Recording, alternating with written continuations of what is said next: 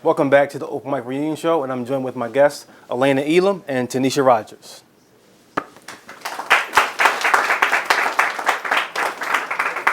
Now, Tanisha, your episode was one of the most talked about because it was very unique. You delved into what your beliefs are about Christianity and about religion, and one of the things you mentioned was that you feel like Christianity enslaves us mentally. Can you elaborate on that a little bit, please? Yes, I feel like that it's not just solely to Christianity. I feel like religion, period. I feel like it's very structured, and it kind of, in a way, it takes us away from our true power and potential that we have. It's not all bad, but I've come in contact with people who are literally scared to think outside the box. So that's why I think it's kind of mentally enslaving us, because it's like with all the laws and all the rules, it's like you're so scared to think for yourself that now you're trapped. So that's enslavement. Now, did you ever find yourself at one point mentally enslaved by religion? Of course, yeah. And what kind of space were you in during that time? Like a dark depression, really. It took me into a depression because I felt lost. I didn't really know what to do. I felt like the things that I was taught to do within my religion was not benefiting me. I felt like I always had a sense that was more. And it was just, I was kind of put in a cage, in a sense, like an animal being trapped in a cage, where it's like, if I was out exploring, I would be able to progress more. So that's what I felt like religion was doing for me. So what were some of the things that you felt like you were taught to do that weren't kind of doing it for you? Well, the number one thing that really stood out to me was repenting. I felt that whole idea kind of was kind of taught to me wrong. I felt that, no matter what I did to people, I could, like hit and run a car and just be like, long as I go and repent to Jesus, I'll be okay. Like, I'll be forgiven for that because I'll repent,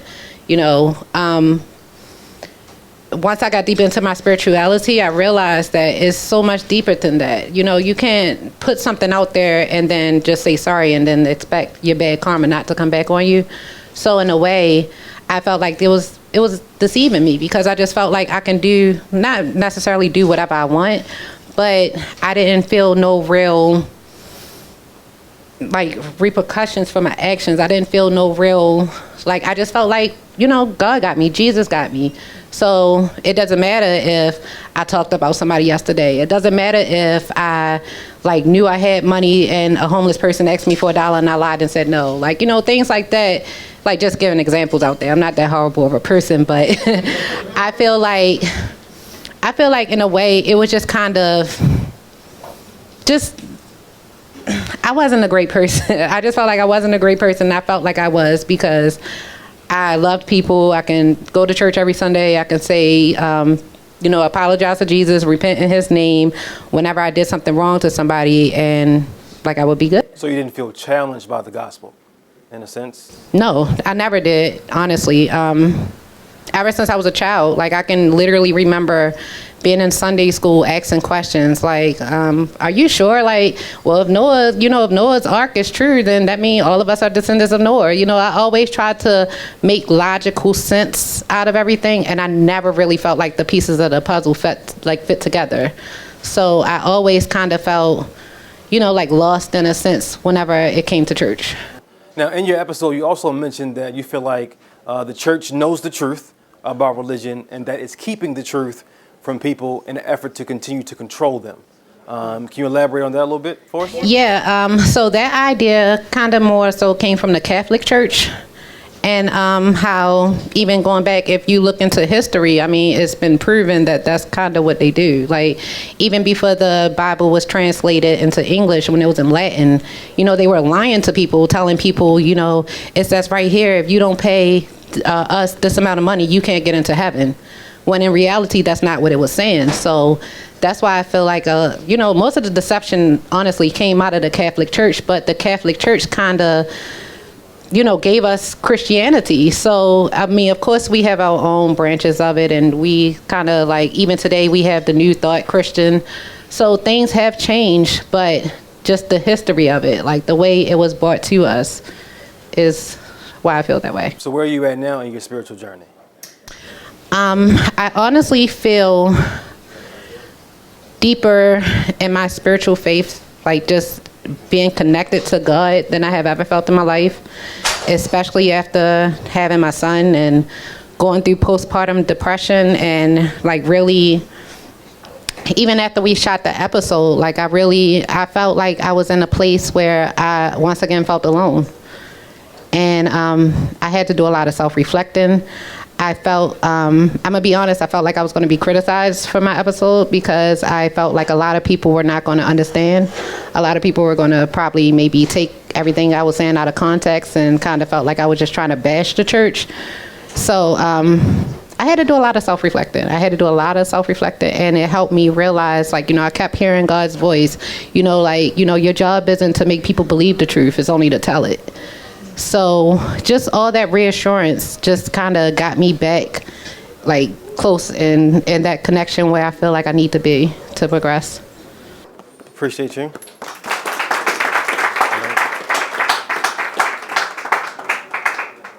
Now, Elena, in your episode, we started off by kind of digging into your childhood with one of your childhood best friends. Can you tell us a little bit about that relationship that you guys had as children?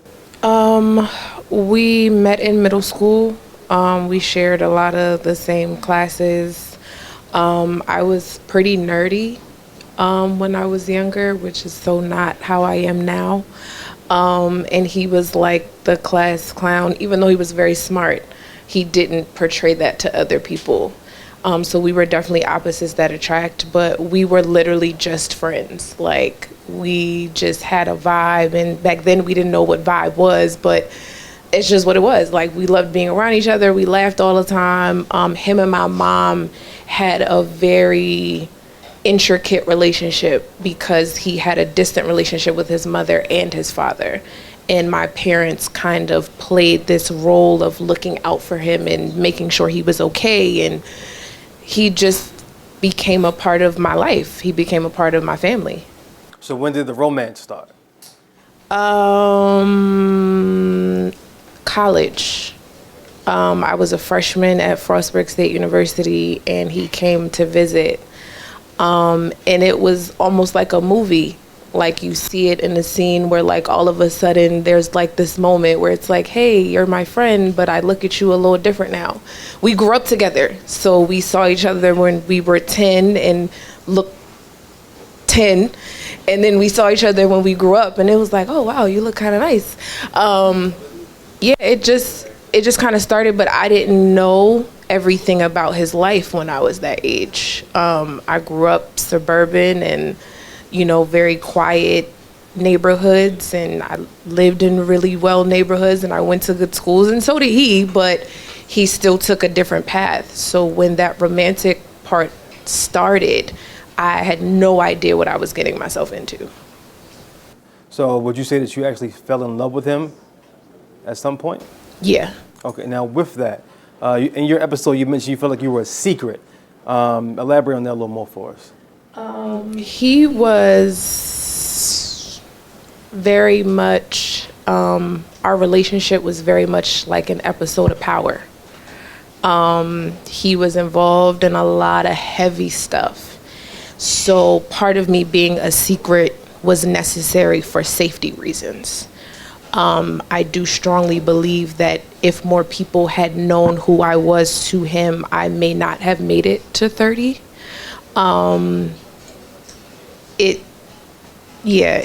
It was deep and it was heavy, and so in some moments it was like I was grateful for being a secret, but then there were other moments where I felt like the relationship and the friendship and the loyalty should have prompted him to say, okay, I have to leave this because I have her, but that wasn't the case at all. And now in those moments, do you feel like you settled?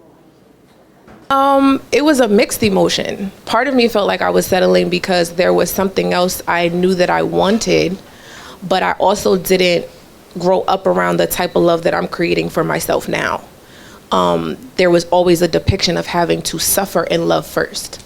You have to struggle, you gotta go through it, they cheat, they do this, they do that, but if you stick in there, it's all good if you end up together.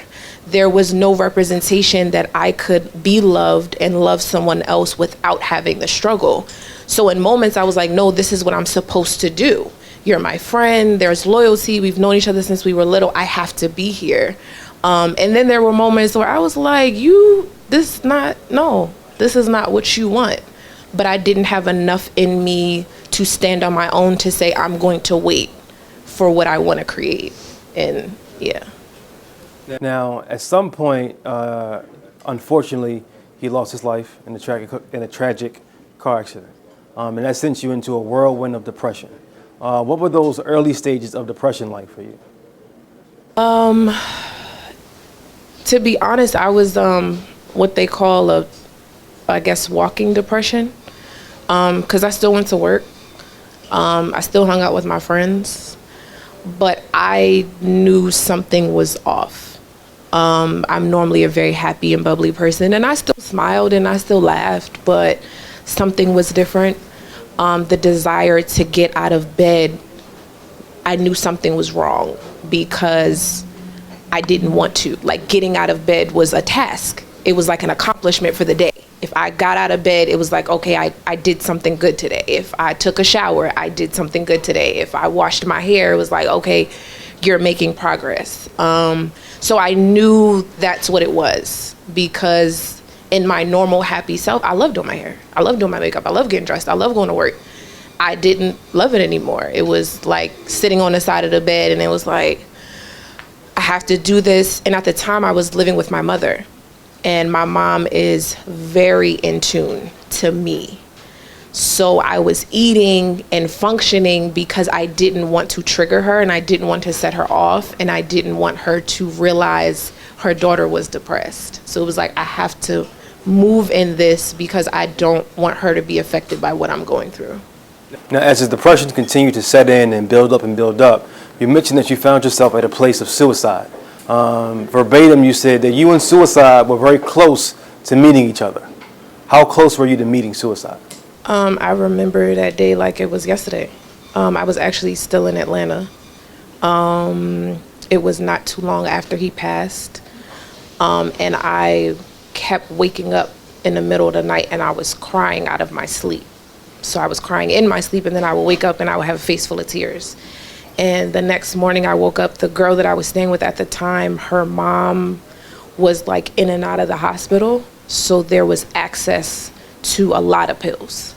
So I knew how to get to them, where to get to them. Normally on the day that I was like, I can't do this anymore, my friend who I was living with was supposed to be at work. I got up, I went looking for stuff, and I kept hearing things downstairs, and it was her. And she came upstairs. She was like, hey, honey. She was like, come on, let's go get something to eat. And I was like, I really don't feel like eating. Like, I don't really feel like being out. She was like, well, come on. She was like, I need you to help me with something. I don't know what made me go with her, because that was the day that I was like, I'm over it. Like, I'm good. I want to be where he is, because sleeping was easy, because I could see him, I could hear him, we could be together. Waking up, the memory of him being dead was far too heavy to deal with.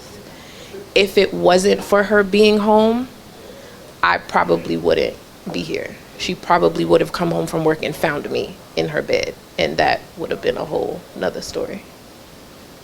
Thank you for your stories, ladies. Now we have questions from the audience.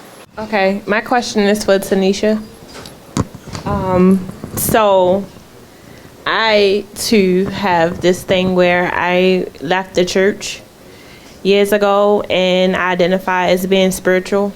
Do you get negative feedback from your family and friends about that? Because I get called all types of heathens. They think I worship the devil. I do voodoo, all that type of stuff. Even when I say I meditate, it's like, oh, what you doing, Buddhism? Like, that's not what I mean when I say that. So do you get negativity from your family and friends, and how does that affect you, if it does affect you? Well, not so much now, because when I started this journey, well, I'll be 32 next month. I started this journey around 20 years old. After after I made up my mind that I was going to leave the church, it was a lot of negative feedback. It was negative feedback from family. It was negative feedback from friends. I even remember this lady, one day I was in Royal Farms and she was trying to pass me a pamphlet. And I was like, oh, no, thank you, ma'am. I'm not Christian. What are you, the Antichrist? And like, it really hurt my feelings. Like, I felt like I wanted to cry because I'm like, Dad, you calling me the devil just because I choose not to follow your religion? So I faced a lot of a bad backlash from it, from family, friends, and strangers. Okay, and then I have one more question for Elena. So, how do you, your relationship with your best friend, does it affect the new relationships that you try to build with men now? It does affect. In what way? There's it did. It affected my last relationship. In a sense of the lack of emotional availability that I noticed I was okay with in my partners. I'm a very emotional person and I'm very vulnerable with my feelings. I wear my feelings on my sleeve, like I'm very open. And I saw myself continuously dating people who were very shut down, very shut out. It was like, nah, like, you know, you my shorty, but like we not that, but we like, you know, it was the same relationship. They might not have been, you know, doing drugs or selling drugs or doing whatever, but it was the same foundation. So after my last relationship, I took some time to myself, a lot of time to myself. And I just really honed in on loving me and deciding that I was going to wait for exactly what I wanted. And until I found it, I was just going to be chilling. And I was going to enjoy being single and being chilling. And that was going to be it until I found a person that I felt like was going to reciprocate the type of love that I wanted to give and the type of love I deserved to receive. This question is for Tanisha. I wanted to know, did anybody, after you left the church, did anybody reach out to you and understand or try to understand how you were feeling, where you were coming from, if there was anything that they could clarify to make how you were feeling better? Someone from my church? Or just any friends that, you know, have a personal relationship with the Lord or anything like that. Did anybody try to talk to you about anything to get a better understanding of where you were at that time? Not that I can recall, to be honest, because a lot of people wasn't receptive. A lot of people wasn't.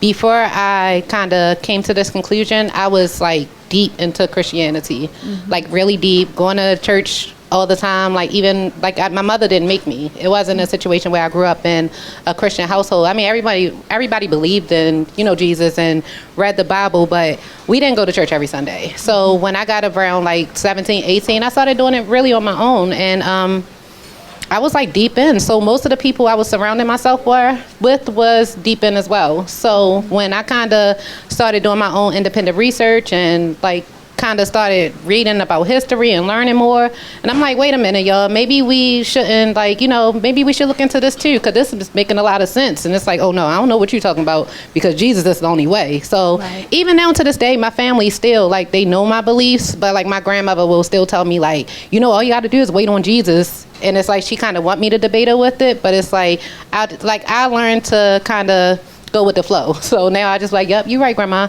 So, but to answer your question, no. And I just, in their defense, I apologize, because I've come into contact with a lot of people who have this belief as you do, and we sit down and we have conversations so that you're getting the facts on what I believe and I'm getting the facts on what you believe. And if we leave and we differ, it's okay. It doesn't change how I feel about you, and I hope it doesn't change how you feel about me. But I think, you know, as Christians, we don't do enough digging to understand where people are coming from and truly defend our faith. We just let it go and just use a cliche. So I'm sorry that that was your experience, but I hope, you know, whatever it is that you're looking for, wherever you are, you find what it is. Thank you. Okay. I want to say, I personally think that the people who shut people down, they don't know what to say. So that's why they don't have anything to say but, oh no, it's just Jesus. Jesus, Jesus, Jesus. Oh, Jesus. They don't have anything else to say but that. They can't defend their faith because they don't understand their own faith. They were brought up believing what was told to them, and it's embedded in us to believe. We believe our mothers, we believe our fathers, we believe whatever, we live what we learn. And so I'm a Christian, so I don't know what you believe, but aside from that, I respect the fact that you took it upon yourself to figure out what you needed to learn to find peace from within. You know, that's it. Anybody else have a question? Oh, my question's for Elena. So do you feel like if you met him in college, y'all still would have dated, or it was preset based off of y'all history already? Like, if you met him just in college, would you have still dated him, or did he have like a foot in the door because of what y'all already knew about each other? Like, if y'all just ran to each other the first time in college, would you have still dated him? I think our history played a part, but I think even if I had met him in college, we may have gotten as far as we did. And I say that because as much as I love my dad, he is Superman to me. I am a true daddy's girl. He is not an emotionally available person. So what I had to realize was that it wasn't just my best friend. I had a representation of a man who was a protector and a provider, but he wasn't a lover. So whether it was my best friend or it was going to be somebody else, there was still this thing in the back of my mind that an emotionally unavailable person was okay. So at the root of who my best friend was, outside of what he may have been doing, he was still an emotionally unavailable person. So some of the secrecy and the issues in the relationship were because he wasn't available in more than one way. So yeah, we could have gotten that far, yeah. So my question is for Elena. When I watched the episode, there was a point when you said that when you showed up to the hospital, his mom didn't even know who you were. How did that make you feel? Like that, the fact that someone's mother didn't have, even though knowing that they didn't have that emotional connection, did it bother you, and why did it bother you knowing that they didn't have that emotional connection? So what happened was, me and his mom had met. We didn't meet until many years later. She knew me as his friend. So when it came to seeing him in the hospital, she didn't know the depth of our relationship. So she thought I was just a childhood friend who was checking in and just wanted to like be of random support. She didn't understand that it's like, no, we heavy in this thing. Like, if he dies, this is going to do something to me on a completely different level than she could really understand. I was angry because it was like, dude, like, your mom, you are in the hospital and I cannot come see you because the woman who your mother thinks is who you're with is there. Your sister's there and your mom is there and your niece is there, but nobody knows what we are. So sitting in Atlanta while he was laying in a hospital bed and getting the text messages from his mom and his sister about what was going on was just like, it was one of the most heart-wrenching and nerve-wracking moments of my life, because I had a way to get there. I had a way to get on a plane. I knew people. I could have had a ticket. I could have been in Dallas. I could have been there. I could have said my I love yous, my, I'm sorry. I could have done all of that, but she didn't know. And I was raised to be respectful, so I wasn't just gonna pop up. So I had to take it. Yeah, I had to take it. This question is for Elena. When you talked about suicide, when you had decided that the day was going to be the day, and it didn't transpire, what steps have you taken to deal with that? Because unfortunately, that's not a switch to just like, oh, today I'm going to do suicide, tomorrow I'm not. So what steps are you taking to get through that process? I do a lot of writing. I write a lot. I meditate a lot. I changed my diet after that. I started eating healthier. I started working out. I just started to do things that kept me active, and gave me kind of goals every day to live towards. I hate to sound cliche, but a praying mother is a thing that is just like, I'm grateful for her because I know my mom. And I know I probably wouldn't be here without her. I have friends who were very keen on making sure that I stayed alive.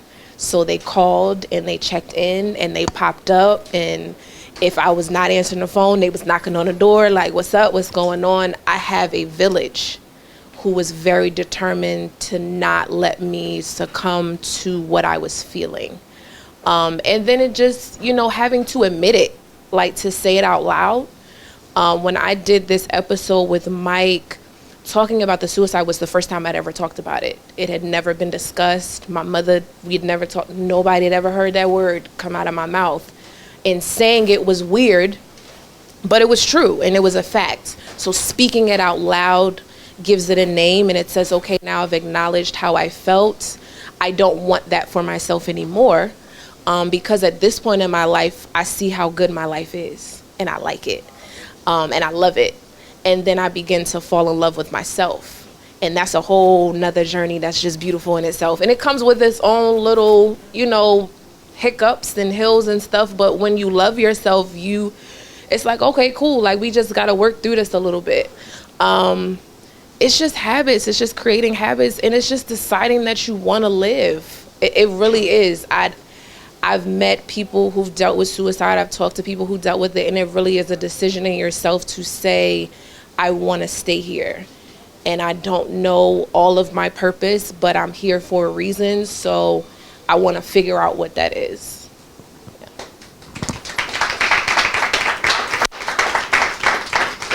I want to thank Elena and Tanisha for their participation in the series Open Mic.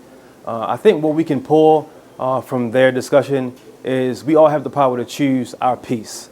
I'm not going to choose the peace that the world decides to give me or that a man or woman decides to give me. I'm going to discover my peace for myself. Once again, I want to thank Tanisha and Elena for doing the episode. Let's give them a clap one more time. And tune in this Thursday for part 2. I'll be joined with Rashad, his mom, and his wife to discuss what happened to him at the age of 5. This is Open Mic, releasing so others can receive. I can feel it coming in the air.